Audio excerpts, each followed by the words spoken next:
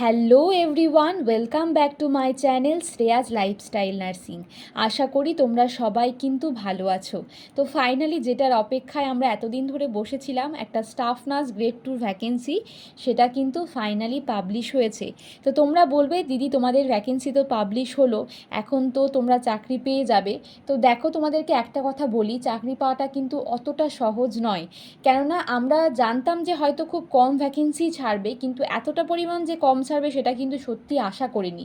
কেননা যেখানে একটা ব্যাচ 2021 যে লাস্ট রিক্রুটমেন্ট, সেখানে যখন নেওয়া হয়েছিল তখন কিন্তু 3000-এর ওপরে ভ্যাকেন্সি ছিল। কিন্তু যেখানে দুটো ব্যাচ প্লাস এত এত স্টুডেন্ট, আউটসাইড বোর্ডের প্রাইভেটের এত এত স্টুডেন্ট, সেখানে এতগুলো ব্যাচের জন্য মাত্র ভ্যাকেন্সি ছাড়া হয়েছে জিএনএম ফিমেলদের জন্য 2092টা। মানে বুঝতে পারছো কম্পিটিশন কোথায় গিয়ে দাঁড়াবে। তো আমরা জানতাম যে কম্পিটিশন অবশ্যই হবে, কারণ এখন কোনো জিনিসই এমনি এমনি পাওয়া যায় না। কিন্তু সকলেই আশা করেছিলাম যে ভ্যাকেন্সি হয়তো একটু হলেও বেশি ছাড়বে, কিন্তু শেষ পর্যন্ত তা কিন্তু হলো না। ভ্যাকেন্সি ছেড়েছে মাত্র 2092। তো এইটা আমাদের হাতে নেই, যেটা ছাড়বে সেটাই আমাদেরকে অবশ্যই মেনে নিতে হবে। তো দেখা যাক কতদূর কী হয়, ফর্ম ফিল আপটা করা যাক, তারপর কি হবে সেটা তো সমস্তটাই ভগবানের উপর নির্ভর করছে। তো দেখা যাক কতটা কি হয়। তো তোমরা এখন ইউটিউব খুলে প্রচুর মার্কস ক্যালকুলেশনের ভিডিও কিন্তু পেয়ে যাবে, কিন্তু আমার তরফ থেকে আমি তোমাদেরকে চেষ্টা করব খুব সহজে কিভাবে তোমরা তোমাদের মার্কসটাকে ক্যালকুলেট করবে সেটা আমি তোমাদেরকে বুঝিয়ে দেব। তো আরও একটা কথা তোমাদেরকে বলি, তোমরা অনেকেই জিজ্ঞাসা করছো যে দিদি এক্সাম হবে না ইন্টারভিউ দিয়েই হবে। তো জানি না এখন কি হবে, যতদূর মনে হচ্ছে এক্সামও হতে পারে, আবার মনে হচ্ছে ইন্টারভিউ হতে পারে। দেখা যাক কতদূর কি হয়। যতক্ষণ না পর্যন্ত ফর্ম ফিল আপ শুরু হচ্ছে এবং ফর্ম ফিল আপ গিয়ে শেষ হচ্ছে, ততদিন পর্যন্ত কিচ্ছু বলা যাবে না। আমার যতদূর মনে হয় যে ফর্ম ফিল আপটা শেষ হওয়ার পরেই কিন্তু তারা বলবে যে এক্সাম হবে না কি হচ্ছে ইন্টারভিউ হবে। তো ফর্ম ফিল আপের জন্য কীভাবে মার্কসটা তোমরা ক্যালকুলেট করবে সেটার জন্য একটা খুব সহজেই আমি একটা প্রসেস তোমাদেরকে বলে দিচ্ছি, তোমরা কিন্তু করতে পারবে। কেননা প্রতি বছর যেভাবে ফর্ম ফিল আপটা করা হয় এবং তার ভিত্তিতে যে মার্কসটা ক্যালকুলেট করা হয়, সেটা কিন্তু এই বছর সম্পূর্ণভাবেই কিন্তু বদলে গেছে। তো সেই জন্যই ভাবলাম ছোট্ট একটা ভিডিও করে তোমাদের সাথে কিন্তু সেটা শেয়ার করি। তোমাদেরকে দেখো একটা জিনিস বোঝাই যে প্রতি বছর কিন্তু মাধ্যমিকের নাম্বার নেওয়া হয়, কিন্তু এইবার থেকে কিন্তু মাধ্যমিকের নাম্বারটাকে কিন্তু পুরোপুরিভাবে কিন্তু উঠিয়ে দেওয়া হয়েছে। তো এখানে আমাদের শুধুমাত্র কিন্তু থাকবে এইচএসের নাম্বার, জিএনএমে আমাদের first year second year third year total করে যে নাম্বারটা হয় তার পার্সেন্টেজের একটা নাম্বার, সেইটা থাকবে। এবং তার সঙ্গে যেটা থাকবে সেটা হচ্ছে কারো যদি ডিপ্লোমা করা থাকে, ঠিক আছে, ডিপ্লোমাটা কিন্তু নার্সিংয়ের যে কিছু কিছু সাবজেক্ট হয়, সিসিও হয়, ঠিক আছে, তারপরে হচ্ছে একটা হচ্ছে তোমার আর হার্টের ওপরে কিছু হয়, তারপরে হচ্ছে বাচ্চাদের হচ্ছে নিওনেটের ওপরে কিছু তোমার ডিপ্লোমা হয়। তো সেই ডিপ্লোমা যদি কারো 1 বছরের করা থাকে, 6 মাস বা 5 মাসের ডিপ্লোমা থাকলে কিন্তু সে কোনো নাম্বার পাবে না। যদি 1 বছরের ডিপ্লোমা কেউ শো করাতে পারে, তবেই কিন্তু সে সেখানে গিয়ে একটা নাম্বার পাবে। তো সেই নাম্বারটা এবং তার সঙ্গে থাকছে হচ্ছে কিন্তু এক্সপিরিয়েন্স, এই নাম্বারগুলো হচ্ছে আমাদের হাতে। বাকি তো 15 নাম্বারে আছে ইন্টারভিউ, সেটা তো সম্পূর্ণরূপে বোর্ডের হাতে নির্ভর করছে। তো সেটা দিয়ে আমরা কিছু কিন্তু করতে পারি না। তো তোমাদেরকে ফার্স্টে বলবো, যেহেতু মাধ্যমিকের নাম্বার এখানে কোনো কিছুই ভ্যারি করছে না, তো সেটা নিয়ে আমাদের মাথা ব্যথার কোনো প্রয়োজন নেই। তো তোমাদেরকে যেটা বলবো সেটা হচ্ছে এইচএসের নাম্বার, মানে হচ্ছে উচ্চ মাধ্যমিকের নাম্বার। তো উচ্চ মাধ্যমিকের নাম্বার ক্যালকুলেট করার জন্য তোমাকে কি করতে হবে, তো আমরা আগে কী করতাম, মানে আগের বার অবধি কিন্তু সেটাই হয়েছে যে 500-র মধ্যে মানে বেস্ট অফ 5, আমার রেজাল্টে 6টা নাম্বার থাকলেও যে বেস্ট অফ 5 থাকে, সেই বেস্ট অফ 5 নাম্বারে আমি কত পাচ্ছিলাম সেটারই কিন্তু পার্সেন্টেজ হতো। তো আগের বারের কথা আমি একদমই নিচ্ছি না, নতুন যে প্রসেস চালু হয়েছে সেটাই তোমাদের সাথে কিন্তু শেয়ার করব। তো দেখো 500-র মধ্যে আমি 450 পেয়েছি, এটাতে কিন্তু যদি তুমি পার্সেন্টেজ করে বার করো এবং এটা যদি কিন্তু তুমি রেজাল্টে মানে ফর্ম ফিল আপের সময় শো করা, তাহলে কিন্তু হবে না, এই নাম্বারটা কিন্তু এখন আর ভ্যারি করবে না। তোমার রেজাল্টে যে 6টা সাবজেক্ট রয়েছে, সেই 6টা সাবজেক্টকে তোমাকে টোটাল করতে হবে। দেখো আমার হয়তো বেস্ট অফ 5 নিয়ে হচ্ছে 450, প্লাস আমার যে 6 সাবজেক্ট সেটাতে হয়তো আমি পেয়েছি হচ্ছে 70। এখানে যদি এই 70-এর জায়গায় কেউ যদি 0 পায় বা কেউ যদি ফেল করে, যে কেউ যদি 35-এর নিচে পায়, কেউ যদি 20 পায়, কেউ যদি 25 পায়, তবে কিন্তু তাকে সেই নাম্বারটাও কিন্তু অ্যাড করতে হবে। বুঝতে পারলে, 6 সাবজেক্ট যেটা রেজাল্টে রয়েছে, সেই 6 সাবজেক্টকে কিন্তু অ্যাড করতে হবে সেই নাম্বার। তো সেইটাতে তুমি যত নাম্বারই পাও না কেন, সেটাকে অ্যাড করার পর তুমি ধরো তোমার বেস্ট অফ 5 প্লাস যে 6 সাবজেক্ট সেটাকে টোটাল করার পর ধরো তোমার হলো 520।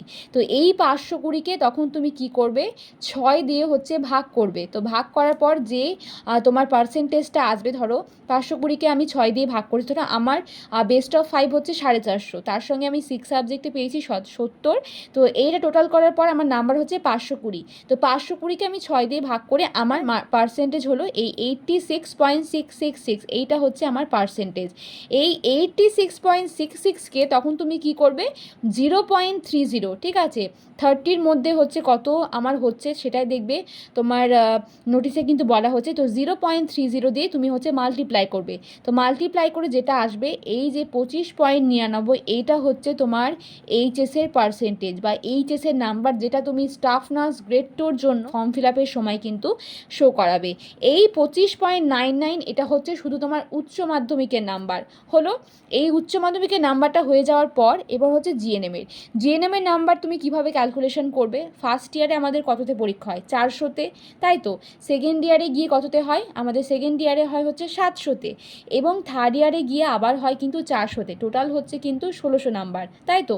700 প্লাস 400 প্লাস 400 মানে first year, second year, third year, total 1600-র মধ্যে তুমি কত পাচ্ছ, তাই তো। সেই কত পাচ্ছ 1600-র মধ্যে, ফার্স্ট ইয়ারে তুমি ধরো 400-র মধ্যে 300 পেয়েছো, সেকেন্ড ইয়ারে ধরো তুমি 700-র মধ্যে 500 পেয়েছো, আর থার্ড ইয়ারে গিয়ে ধরো তুমি 400-র মধ্যে 300 পেয়েছো। এই টোটাল মার্কসটাকে তুমি 1600-র মধ্যে তুমি কত পাচ্ছ তুমি সেটাকে হচ্ছে ক্যালকুলেট করবে। ধরো তুমি পেয়েছো হচ্ছে 1600-র মধ্যে কত পেয়েছো, তুমি পেয়েছো হচ্ছে 1200 পেয়েছো, তাই তো। এই 1200 মার্কসটাকে তুমি ক্যালকুলেট করবে।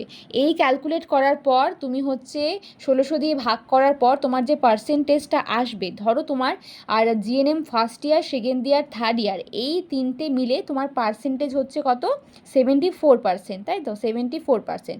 তো এই 74%-এর জন্য তুমি কত নাম্বার পাবে সেটাও কিন্তু নোটিশেই বার করে দিয়ে বলা হয়েছে।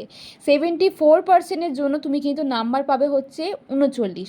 তো দেখো তোমাদেরকে আমি পাশে একটা শো করাচ্ছি, সেখানে পরপরখাই আছে যে কত পার্সেন্ট থেকে কত পার্সেন্টের মধ্যে পেলে তুমি কত নাম্বার পাবে। যদি তুমি 70 থেকে 74-এর মধ্যে পাও সেখানে তুমি পাবে 39। তুমি যদি 75 থেকে 100% মার্কসে পাও তাহলে সেখানে গিয়ে তুমি পাবে কিন্তু 40, তাই তো।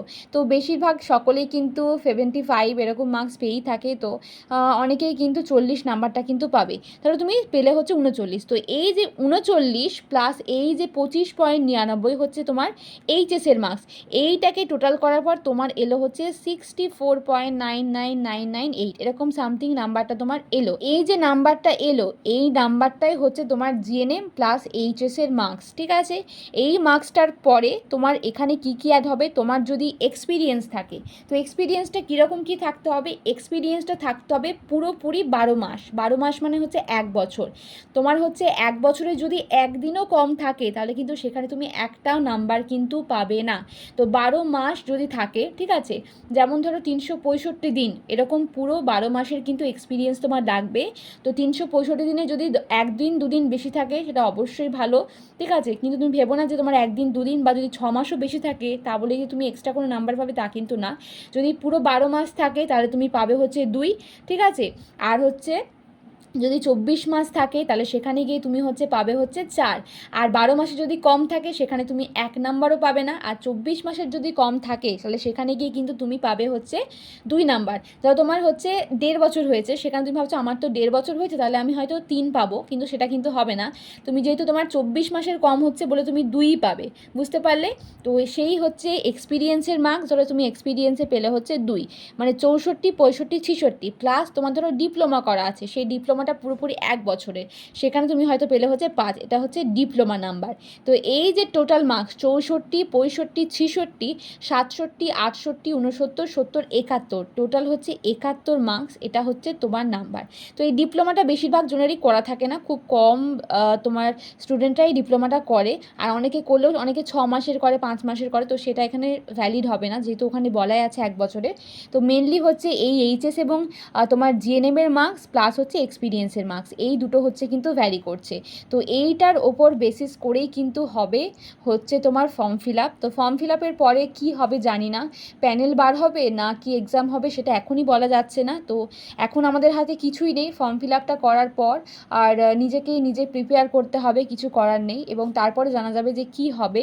আর আরও একটা কথা বলি যে ইন্টারভিউর যে 15 মার্কস সেটা কিন্তু কোনোভাবেই কারোর হাতে নেই, সেটা সম্পূর্ণ নির্ভর করে হচ্ছে বোর্ডের ওপরে। তো সেই জন্যই বলছি, তো এই যে মার্কস এইটা হচ্ছে আমাদের হাতে। তো যখন ক্যালকুলেট করবে সবাই নিজের নিজের খুব ভালো করে ক্যালকুলেট করবে।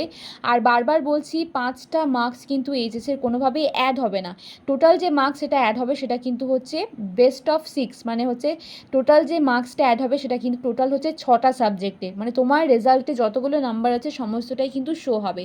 কেউ কিন্তু কখনোই 5টা মার্কস কিন্তু যোগ করবে না। কেউ যদি 6 সাবজেক্টে খুব কম পাও, কম বলতে ধরো সে 20 পেয়েছে বা 25 পেয়েছে বা হয়তো ফেল করেছে বা 0 পেয়েছে, তবুও কিন্তু তাকে সেই মার্কসটা কিন্তু অ্যাড করতে হবে। তো আশা করি তোমাদেরকে আমি বোঝাতে পেরেছি। তো তোমরা অনেকেই আমাকে জিজ্ঞাসা করছো যে আমার মাধ্যমিক, উচ্চ মাধ্যমিক, জিএনএমের মার্কস কত, তো আমি অবশ্যই সেটা নিয়ে একটা ভিডিও বানাবো। তো একটু অপেক্ষা করো, তো আমি ওটা নিয়েও ভিডিও বানাবো। আর তোমরা আমাকে অনেকেই জিজ্ঞাসা করছিলে যে দিদি তোমরা এই রিক্রুটমেন্টটা পাওয়ার পর খুশি কিনা। তো দেখো, খুশি তো অবশ্যই হয়েছি যে এতদিন পর একটা রিক্রুটমেন্ট বেরিয়েছে, কিন্তু আমরা এটাও জানি না যে এরপরে আবার কত বছর পরে গিয়ে রিক্রুটমেন্ট বেরোবে। তো সেই জন্য আমরা একটু আশা করেছিলাম যে একটু বেশি হোক রিক্রুটমেন্টটা, যে একটু ভ্যাকেন্সিটা বাড়ুক, কিন্তু শেষ পর্যন্ত কিছু হলো না, আর যেটা আমাদের হাতে একদমই নেই। তো জানি না কতদূর কী হবে, তো যেটা বেরিয়েছে সেটাকেই এখন মেনে নিতে হবে। তো দেখা যাক কতদূর কী হয়। তো তোমাদের যদি এই সংক্রান্ত কোনো প্রকার কোনো ডাউট থাকে অবশ্যই আমাকে ক্লিয়ার করে জানিও। তো আমি শুধুমাত্র এটা জিএনএমদের মার্কস ক্যালকুলেশন করলাম, বিএসসি বা আদার্সদের কিন্তু কোনো মার্কস ক্যালকুলেশন এখানে নেই, শুধুমাত্র জিএনএমদের মার্কস ক্যালকুলেশনই কিন্তু এখানে আছে। তো আশা করি ভিডিওটা তোমরা বুঝতে পেরেছো। তো ভিডিওটা কেমন লাগলো অবশ্যই কমেন্টে জানিও, এবং তোমার বন্ধু বান্ধবীদের মধ্যে পারলে প্রচুর প্রচুর কিন্তু শেয়ার করে দিও। যদি কোথাও কোনো ডাউট থাকে অবশ্যই কিন্তু কমেন্টে জানিও। তো খুব ভালো থেকো, সুস্থ থেকো, সাবধানে থেকো। খুব শীঘ্রই দেখা হবে পরের কোনো ভিডিওতে। টাটা।